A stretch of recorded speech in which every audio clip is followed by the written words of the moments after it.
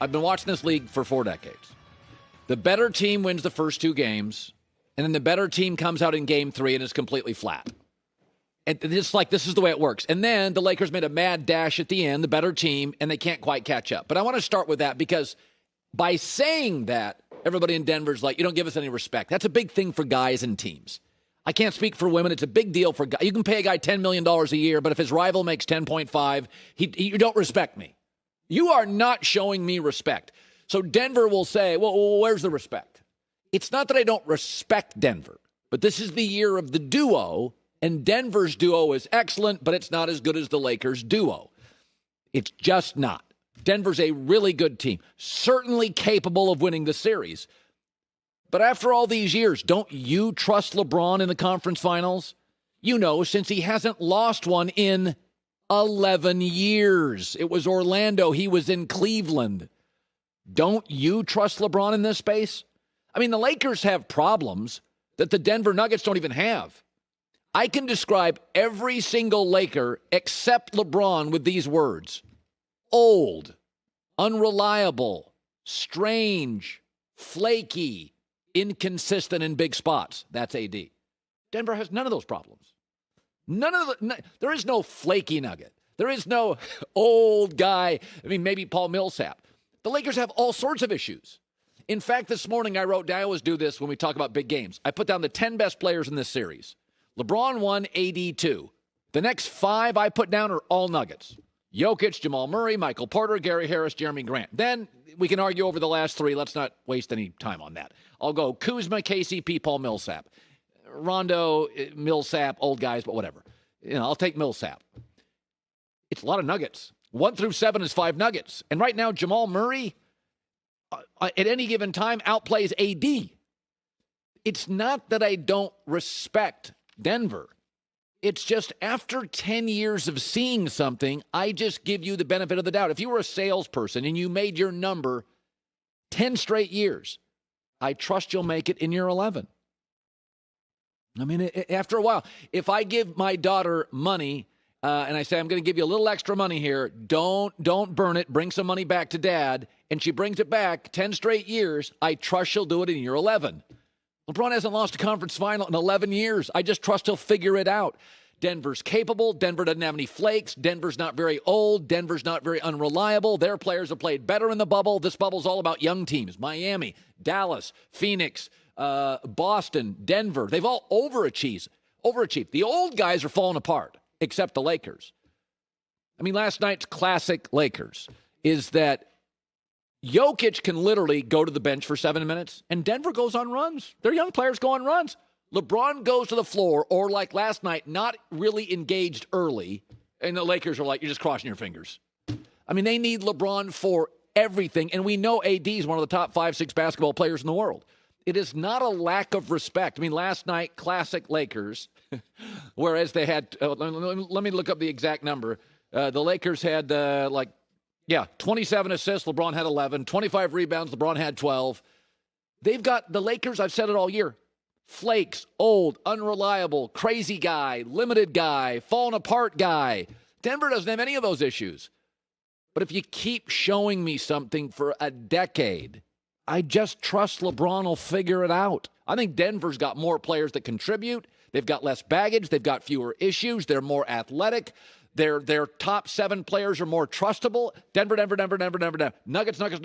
It's all Denver. You do something for a decade, I trust. You make your number for a decade, sales guy, saleswoman, I trust you're going to make it the next year. Here's LeBron. And by the way, last night, LeBron not as engaged early. Then they get all fired up, race back. And, Jamal Murray's a great player, hits a basket, and they put him away. Still like the Lakers, still like LeBron. In fact, I really don't like the Lakers. I like LeBron. I don't like all the Lakers stuff. I said it all year. I don't really like him. I just like LeBron. I didn't even like AD until he played with LeBron. Now I like AD. None of you like Frank Vogel until he coached LeBron. Now we all kind of like Frank Vogel. I'll take the Lakers still. All right, this is an interesting weekend in the NFL. It's kind of a cool weekend where you get 2 young, good quarterbacks, Jared Goff, Josh Allen. Oh, my gosh, we get Patrick Mahomes against Lamar Jackson. We get 2 icons. We get Aaron Rodgers against Drew Brees. Well, it's interesting, right? Let's say an interesting weekend. And then we get Dak and Russell Wilson. Now, a lot of you think I like Russell Wilson way too much. I mean, I've been hearing this now for 3 years. Oh, get off it. You and Russell Wilson. What is it? It's ridiculous. And I also hear simultaneously, you're very, very rough on Dak Prescott. That's why this weekend's important. Now, I want you to think about that as Russell Wilson faces Dak Prescott. Dak Prescott, Tyron Smith is back, has a better offensive line this weekend. He's got the star running back. He also has a better trio of wide receivers. Dak has the better defense. Seattle now has allowed the most passing yards in the NFL by a lot, and they have no pass rush. So Dak has the better O-line, the better star back, the better trio of receivers, and the better defense. And Russell Wilson's favored by 5.5. But he's at home. Oh, wait, no, they don't have any fans. If fans were allowed in the stadium, the 5.5-point spread would be 7. Because Seattle, New Orleans, Green Bay tend to have the best home field advantages, according to Fox Bet and the guys that gamble for a living and make lines. This is the difference. Is that we went into this game and we said Russell Wilson's got the better 3 receivers, the better running back, the better defense, the better offensive line, this would not be a fascinating football game. What makes it a fascinating football game is that Dak has better assets everywhere. Now, by the way, Dak's going to get all sorts of stats in this game. Why? Because he's going to trail and have to throw. Number 2, Seattle has no pass rush. Last in the league. They have no pass rush. So Dak's going to throw from a clean pocket. All quarterbacks in this league that start are pretty good with a clean pocket. Also, Dak's got good weapons. He's got good weapons. You can't. CeeDee Lamb, Michael Gallup, Zeke can catch, Amari Cooper. Even their young tight ends are fine. They're not great, but they're fine.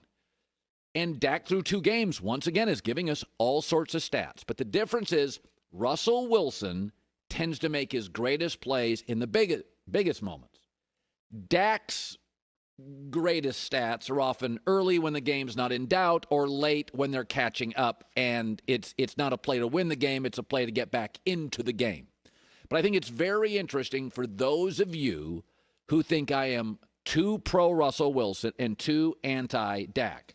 There are 3 games this year, really fascinating games, that Dak is in, quarterback battles. So this is the first, Russell Wilson. And they're contemporaries. They're not rookies anymore. They're not kids. These are guys that have seen every defense. This is the first. Then Dak is going to go against a baby, Kyler Murray. That's coming up. Keep your eye on that. And then Dak's going to go up literally a contemporary, Lamar Jackson. They've both been in the league roughly about the same time. Very interesting. Those are the 3 matchups I want you to watch for those who think I'm far too critical of Dak Prescott. This is the first of 3. He faces a legend, a Hall of Famer, Russell Wilson, then a young kid, Kyler Murray, and then a contemporary, Lamar Jackson. And my guess is after all 3, Dak will have stats in all of them. He'll have losses in all of them. And you'll feel he's the second best quarterback in all 3 of them. For those who think I'm too rough on it. I don't think I am. You do, I don't.